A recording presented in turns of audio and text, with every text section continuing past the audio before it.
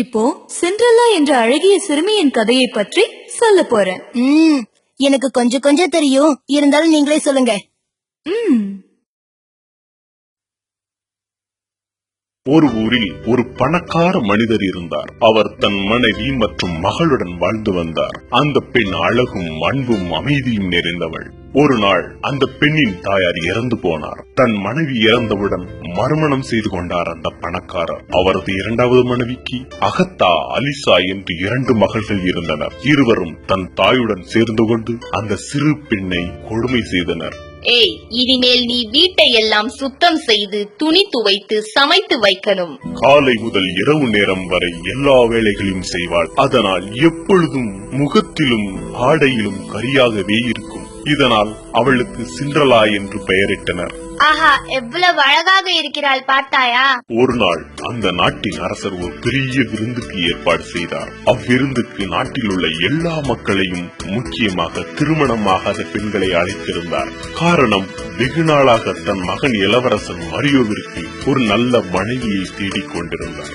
அகத்தாவிற்கும் அலிசாவிற்கும் கூட அழைப்புதல் கிடைத்தது. விருந்தன்று, சிண்ட்ரெல்லா, சீக்கிரமா வா, எனக்கு அலங்காரம் பண்ணிவிடு. சிண்ட்ரெல்லா இருவருக்கும் அலங்காரம் பண்ணிவிட்டாள்.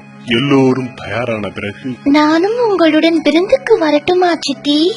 என்னது, நீ விருந்துக்கா? ஏன் உன்னுடைய இந்த கிழிந்த உடையை பார்த்து எல்லோரும் சிரிக்க வேண்டுமா? போ போ, உன் வேலையை பார். வீட்டில் யாருமே இல்லாததால் சிண்ட்ரெல்லா அழுது கொண்டே இருந்தாள். எனக்கு மட்டும் இப்பொழுது உதவி செய்ய ஒரு இஷ்ட தேவதை இருந்தால். திடீரென்று ஒரு தேவதை அவள் முன் தோன்றியது. எதற்காக அழுகிறாய் மகளே? நீங்கள் யார்? நான் தான் உன் இஷ்ட தேவதை. அரசர் கொடுக்கும் விருந்துக்கு போக எனக்கும் ஆசையாக இருக்கிறது. ஆனால் என் சித்தி எனக்கு அனுமதி தரவில்லை. சரி, நான் உனக்கு உதவி செய்கிறேன். தேவதை தன் மந்திர சக்தியால் ஒரு பூசணிக்காயை பொத்தேராகவும் ஒரு வெள்ளை எலியை தேரோட்டியாகவும் மாற்றியது. சிண்ட்ரெல்லாவின் கிழிந்த உடையை ஒரு அழகிய பொன் நிறமும் வெள்ளை நிறமும் கலந்த உடையாக மாற்றியது. அவளது கால்களுக்கு கண்ணாடியால் செய்த ஒரு அழகிய செருப்பை தந்தது. மகளே, நள்ளிரவு 12 மணிக்குள் நீ திரும்பிவிட வேண்டும். ஏனென்றால் 12 மணிக்கு மேல் நீ உன் பழைய நிலைக்கு மாறிவிடுவாய். நீங்கள் சொல்கிறபடியே செய்கிறேன். விருந்தில் இளவரசன் மரியோவிற்கு எந்த பெண்ணையுமே பிடிக்கவில்லை. அப்பொழுது தேவதை போல் வந்த சிண்ட்ரெல்லாவை பார்த்தான். உடனே அவளுடன் நடனமாட ஆரம்பித்தான். சிண்ட்ரெல்லாவிற்கும் மரியோவிற்கும் நேரம் போனதே தெரியவில்லை. அப்பொழுது கடிகாரம் 12 மணி அடிக்க ஆரம்பித்தது. சிண்ட்ரெல்லா அதிர்ந்து போனாள். உடனே ஓட ஆரம்பித்தாள். வழியில் தன் கண்ணாடி செருப்பு ஒன்றை தவறவிட்டாள். இதை கண்ட இளவரசன் மரியோவும் மிகுந்த கவலையுற்றான். இதை வைத்து எப்படியாவது அந்த அழகியை கண்டுபிடிக்க வேண்டும். அடுத்த நாள் மரியோ காவலர்களுடன் ஊரில் இருந்த எல்லா வீடுகளுக்கும் சென்று அந்த செருப்பு யாருக்கு பொருந்தும் என்று சோதிக்க ஆரம்பித்தார். ஆனால் அது யாருக்குமே பொருந்தவில்லை. கடைசியாக சிண்ட்ரெல்லாவின் வீட்டுக்கு வந்தனர். நான் போடுகிறேன். சிறிதாக இருக்கிறதே. அப்படின்னா இது உங்களுடையதல்ல. முயற்சி செய், விட்டு விடாதே.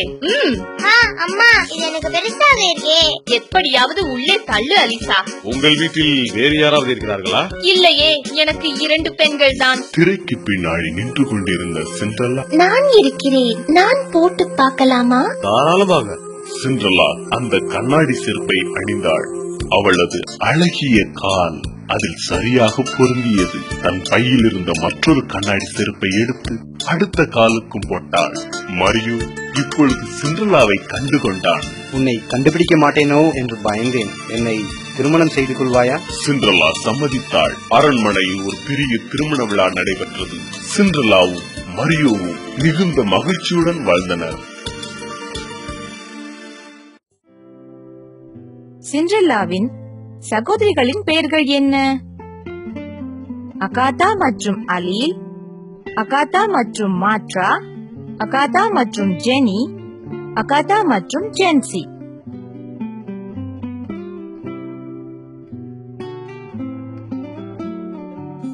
அகாதா மற்றும் அலீல் சரியான பதில்.